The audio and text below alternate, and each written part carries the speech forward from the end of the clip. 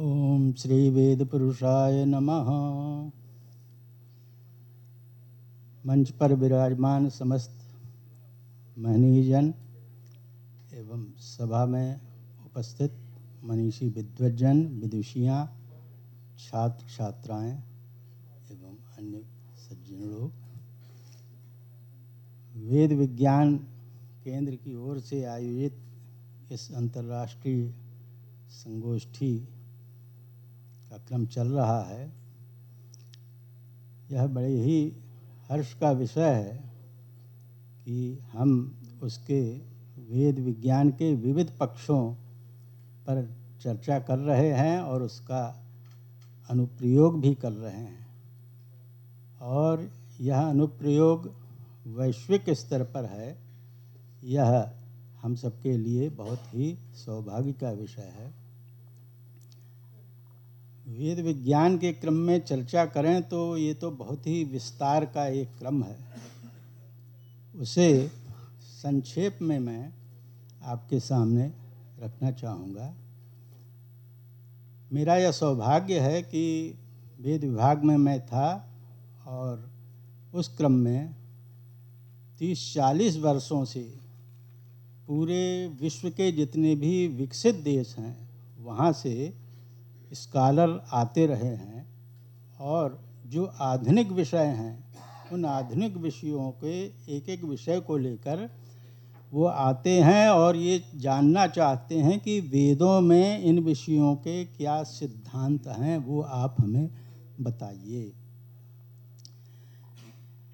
तो कहने का मतलब कि विश्व में वैदिक विज्ञान के क्रम में क्या क्या चल रहा है अध्ययन एवं शोध के क्रम में, इसकी जानकारी मुझे मिलती रही है और उसका समाधान भी वैदिक सिद्धांतों के आधार पर होता रहा है।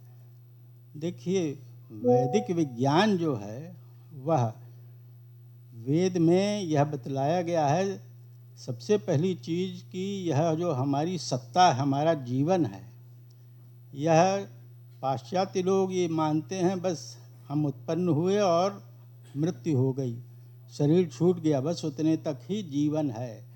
उसी में हम सब कुछ पाते हैं, सब कुछ खोते हैं और वहीं समाप्त हो जाता है।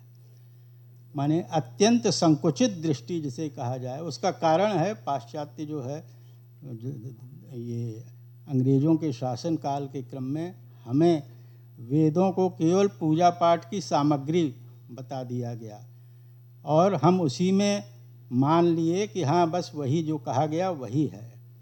धीरे धीरे विदेशों से ही आधुनिक विज्ञान के आधार पर आधुनिक विज्ञान की सबसे बड़ी जो महत्ता है वो ये है कि उस सत्य को वो पहचानता है, सत्य को वो पहचान कर उसको आगे अपने साथ जीवन के साथ जोड़ता है। तो ये दोनों प्रकार का क्रम चल रहा है।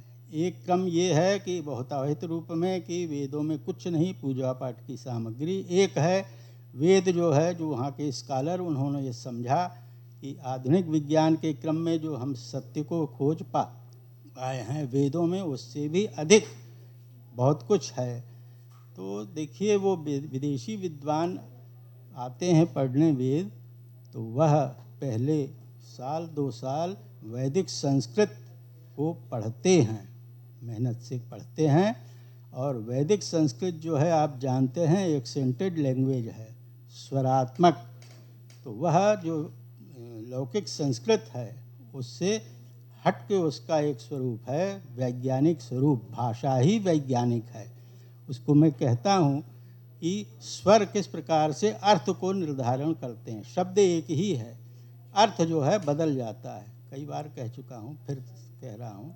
वेद शब्द देखिए, वेद शब्द ही है, वह आद्युदात्त होता है। उदात्त अनुदात्त स्वरित ये स्वर हैं, एक्सेंट्स हैं। आद्युदात्त वेद शब्द है तो उसका अर्थ होता है ज्ञान, धन, संपत्ति इत्यादि। और अगर वही अंतोदात्त हो जाए, वेद शब्द यथावत रहेगा, अंतोदात्त हो जाए, द अनुदात्त हो जाए, वे उदात्त हो जाए, अर्थ बदल जाता है। उसका अर्थ होता है दर्भ मुष्टि। यज्ञ में कुशा के द्वारा एक मुष्टि बनाई जाती, वो है। सर्वानुदात्त हो जाए वे भी अनुदात, द भी अनुदात, वो क्रिया हो जाती है। लिट्लकार की क्रिया वेद ज्ञाने से यह हुआ। तो एक थोड़ा सा उदाहरण एक दे दिया। शब्द वही है, स्वर बदल जाता है, अर्थ बदल जाता है। तो जब ये शब्द ही इतना विज्ञानमय है, फिर उसमें जो विवेचित विषय है कितना विज्ञानमय होगा। देखिए, ये हमारा जो जीवन है और ये सृष्टि है, ये 3 स्तर की है। वेद विज्ञान की ही बात कर रहा हूँ। आदि भौतिक, आदि दैविक, आध्यात्मिक, फिजिकल, डिवाइन और स्पिरिचुअल। ये 3 स्तर हैं सारी सृष्टि के और हमारे जीवन के भी। तो हम वर्तमान में जो ग्रास फॉर्म है, जो हमारा स्थूल शरीर है, स्थूल सत्ता है, उसमें क्या जीवनी शक्ति, चेतना शक्ति किस तरह से क्रियाशील है।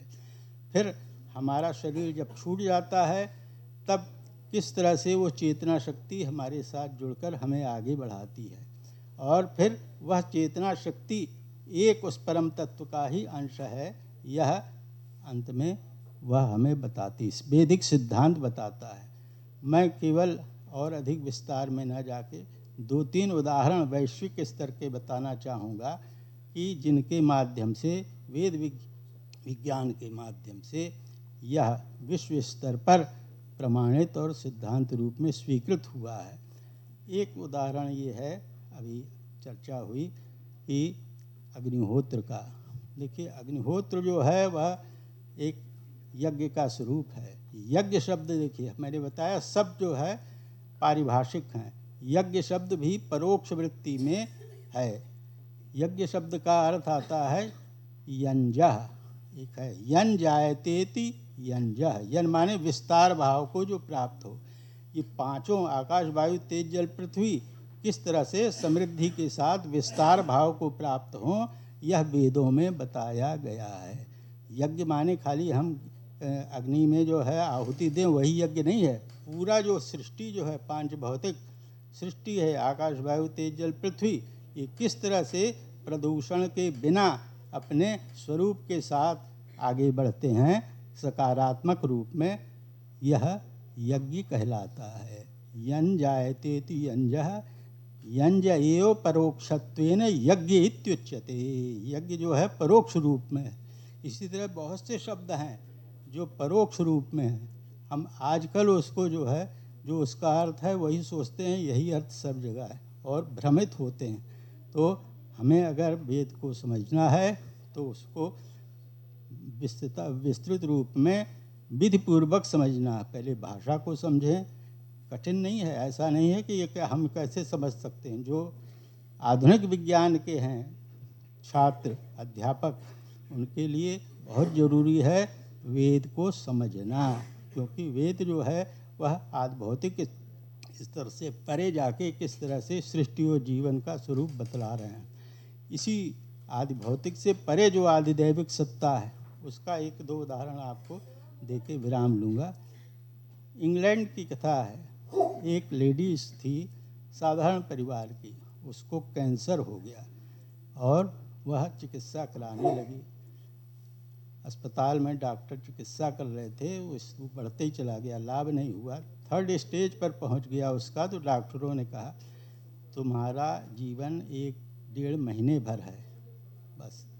तो उसने ये सोचा, देखिए इंग्लैंड की थी लेडी, साधारण परिवार की, उसके मन में आया कि भारत में कुछ श्लोक मंत्र आदि लोग कहते हैं, कुछ कहते हैं ईश्वर है, ये है, उसकी स्तुति, हम भी वही क्यों ना कुछ करके देखें। तो उसने, विदेशों में ही वेद के विद्वान हैं, तो उससे गई, कहा कुछ 1-आध आप श्लोक या मंत्र हमें पढ़ा दें, हम उसको कहना चाहते हैं, याद करना।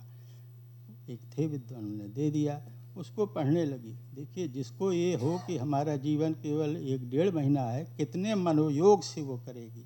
सबसे सूक्ष्म चीज़ है मनोयोग, श्रद्धा। श्रद्धा शब्द का होता है विश्वास।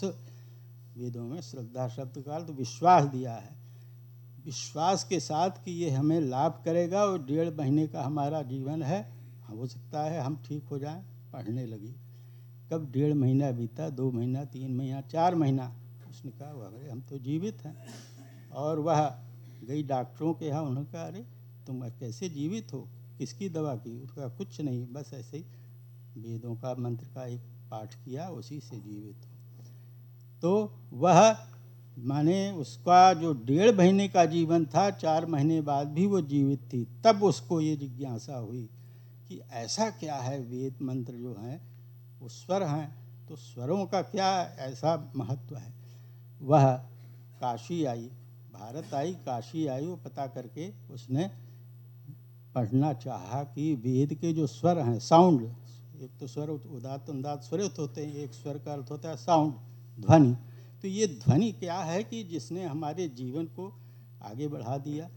तो वह उसने 3-4 वर्ष तक आई, पढ़ाई की। याज्ञवल्क्य शिक्षा नामक एक ग्रंथ है, वो जो वेदों का उच्चारण है उसका क्रम बताता है, वो स्वरों को बताता है एक्सेंट।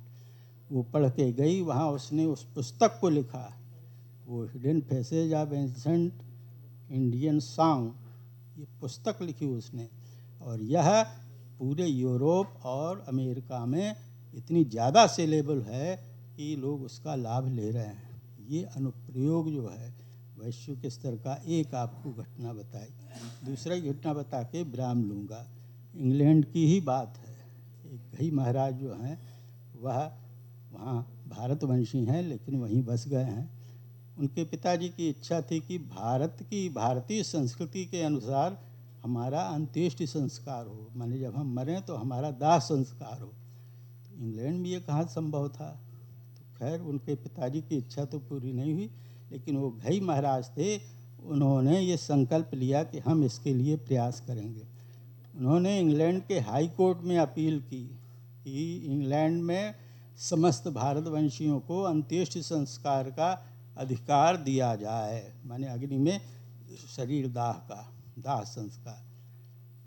देखिए कितना हास्यास्पद विषय हो सकता है सामान्य रूप में सोचने में, लेकिन वेदों की प्रामाणिकता, वैज्ञानिकता कितनी ज़्यादा पूरे विश्व में है। वहाँ की एक लेडी स्कॉलर ने इसका विरोध भी किया, लेकिन इंग्लैंड के वो हाई कोर्ट के जज ने ये कहा, अगर आप वेदों से ये प्रमाण दे सकें कि मृत्यु के बाद हमारा जीवन और अंत्येष्टि संस्कार का क्रम का संबंध है तो हम मान लेंगे। ये 2005 की बात है। वहाँ से सभी एक माने वहाँ उन्होंने अपील की भारतवर्ष में कि इसमें कोई सहयोग करे। उसका सहयोग काशी से ही हुआ और वहाँ से वकील आए। 2010 में प्रश्न हुए दुनिया भर के कोर्ट के द्वारा, ये क्यों है, ये क्यों है, ये क्यों है, सबका समाधान हुआ और 2010 में अंत्येष्टि संस्कार का अधिकार भारतवंशियों को दिया गया कोर्ट के द्वारा। देखिए वैदिक सिद्धांत क्या है जो हमें वहाँ पर दिया गया। हम आ गया शब्द तो काशी हिंदू विश्वविद्यालय का एक महत्व है कि हमें सेवा का अवसर मिला और मेरे द्वारा ये प्रमाणित किया गया। देखिए समस्त मानव मात्र का इससे संबंध है, इसको समझना है। हम सामान्य रूप में समझते हैं कि हम बस जन्म लेते हैं और बस मर गए, ख़त्म हो गए, कुछ नहीं है। लेकिन वेद बताते हैं, एक सिद्धांत वाक्य है, त्रिरह वै जायते पुरुषः। यहाँ पुरुष शब्द को पहले हम डिफाइन कर दें क्योंकि इसी में भ्रम है। पुरुष शब्द ये मेल पर्सन को कहता है, लेकिन वेद जो है पुरुष शब्द जीवात्मा, एम्बॉडीड सोल जो है वह पुरुष है। पूहु शरीरम पुरुषेते स्थीयते पुरुष है, जो हमारी जीवात्मा है वो पुरुष है। वो स्त्री में भी है, मेल पर्सन में भी, फीमेल में भी, सब में वो है। तो पुरुष माने जीवात्मा, वो 3 बार जन्म लेता है। मनुष्य शरीर में उदाहरण दे रहा हूँ और सबके साथ वो है। पहला जो जन्म है समस्त मानव मात्र का, हम सभी का, उसमें आप ये सब जो भ्रम है जाति धर्म आदि छोड़ दीजिए। वैदिक सिद्धांत सबके साथ जुड़ा है। हमारे 3 जन्म हैं। पहला जन्म होता है गर्भ में, जब प्रथम क्षण में शिशु का आगमन, the first moment of the conception, वो प्रथम जन्म हुआ। फिर 9-10 महीने तक गर्भ में विकसित हुआ, डिलीवरी हुई, ये दूसरा जन्म। फिर तीसरा जन्म शारीरिक वृद्धि, मानसिक वृद्धि, धन संपत्ति आदि की वृद्धि सब करते हुए शरीर की वृद्धि रुक जाती है, लेकिन ज्ञान की वृद्धि बढ़ती रहती है। 35-40 बाद शरीर की वृद्धि तो नहीं होती, रुक जाता है, लेकिन ज्ञान की वृद्धि बढ़ती रहती है। कितना हम बढ़ा सकते हैं, संपत्ति आदि का हम अर्जन करते हैं। सब कुछ करते हुए फिर जो अंतिम समय आया, शरीर से जीवात्मा अलग हुआ। ये मृत्यु नहीं है, मृत्यु शब्द भी वेद में मृत्यु शब्द है ही नहीं। शरीर, वो मृत्यु माने जीवात्मा कभी नहीं मरता, वो तो शरीर से अलग होता है। 5 भौतिक शरीर नष्ट होता है दाह संस्कार से। तो जो अंत्येष्टि संस्कार है वो कितना महत्वपूर्ण है हमारे जीवन के लिए। जब अंत्येष्टि संस्कार होता है उसके बाद जीवात्मा ऊर्ध्व गति को देव भाव के लिए अग्रसर होता है। तो ये हमारे 3 जन्म हैं। शरीर जो से आत्मा अलग, जीवात्मा अलग हुआ, वो मृत्यु नहीं है, तीसरा जन्म है। तो हमें उस तीसरे जन्म के लिए वही त्रिरहवै जायते पुरुषः, ये जीवात्मा के 3 जन्म हैं, पूरा प्रमाण है। और इंग्लैंड में के लोगों ने इसको गूगल पर डाल रखा, मुझे नहीं मालूम था, लेकिन गूगल पर पूरा केस डला हुआ है। आप लोगों को अगर इच्छा है तो देख सकते हैं, मेरे नाम से ही डाल रखा है। मैं इसलिए कह रहा हूँ, कहने की ज़रूरत नहीं है, लेकिन कितना प्रामाणिक वैदिक विज्ञान का क्रम है। वह हमारे आदि भौतिक जीवन को बताता है, आदि दैविक जीवन को बताता है, फिर इसके ऊपर आध्यात्मिक जो जीवन है। अब इसकी भी व्याख्या करने लगे, समय नहीं है, मैं विराम लेना चाहूँगा। लेकिन मैं इतना कहना चाहता हूँ, चाहे जितने भी क्षेत्र हैं, कोई भी विषय हो, वैदिक विज्ञान में, वेदों में उसके बारे में चर्चा है। और वो सबसे चर्चा का मूल है प्रदूषण रहित साइड इफ़ेक्ट। हमारे यहाँ आधुनिक विज्ञान में कुछ भी है वो उसका साइड इफ़ेक्ट है। वैदिक सिद्धांत के अनुसार, वैदिक जो साधन हैं, उपाय हैं, उनके अनुसार हम जब ये सब उपाय करते हैं तो प्रदूषण नहीं होता। और पॉजिटिव एस्पेक्ट में सब कुछ चलता है। 5 भौतिक शरीर भी, 5 भौतिक जो तत्व हैं, 5 पंच तत्व हैं, सब व्यवस्थित रूप में पॉजिटिव एस्पेक्ट में वृद्धि और संरक्षण के साथ रहते हैं।